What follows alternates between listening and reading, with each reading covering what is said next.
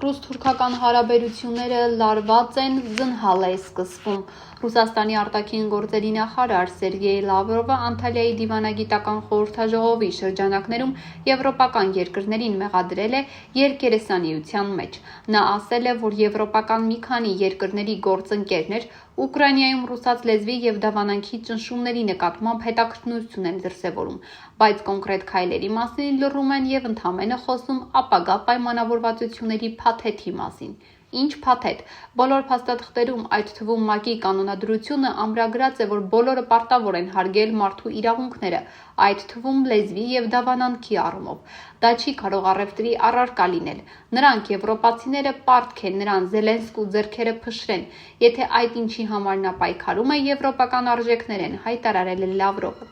Պաշտոնական Մոսկվան այսպիսի միջազգային հարթակը հերթական անգամ օգտագործել է, որպեսզի Ուկրաինայում հատուկ ռազմական գործողությունները մատուցի իբրև Դոնբասի եւ ուկրաինական մի քանի մարզերի ռուս եւ ռուսախոս բնակչության իրավունքների պաշտպանության համար մղվող պայքար։ Ռուսաստանի նախագահ Վլադիմիր Պուտինը բազմիցս հայտարարել է, որ կարգավորումը պետք է վերացնի հակամարտության սկզբնապատճառները։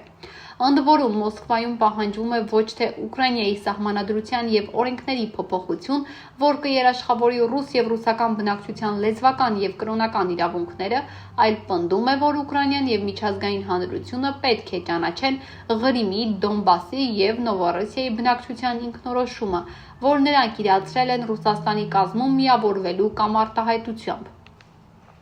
Լավրովը Անտալիայում ասել է, որ ուկրաինական կարգավորման բանակցությունները դադարեցրած են, բայց համապատասխան ազդակ լինելու դեպքում Ռուսաստանը պատրաստ է դրական արձագանքել։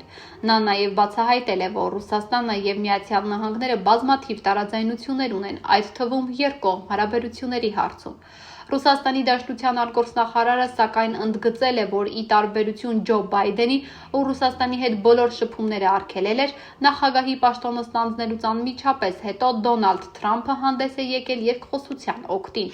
Լավրովի Անտալիայցի բուն նպատակը իհարկե պանելային քննարկման ելույթը չէ։ Անադոլուն հայտարարել է, որ նա հանդիպել է Թուրքիայի արտաքին գործերի նախարարի հետ։ Բանակցությունների ավարտին կողմերը ստորագրել են ԱԳՆ ձևաչափով առաջիկա 2 տարիների համագործակցության հուշագիր։ Երևում է ռուս-թուրք հարաբերություններում կրկին զնհալ է սկսվում։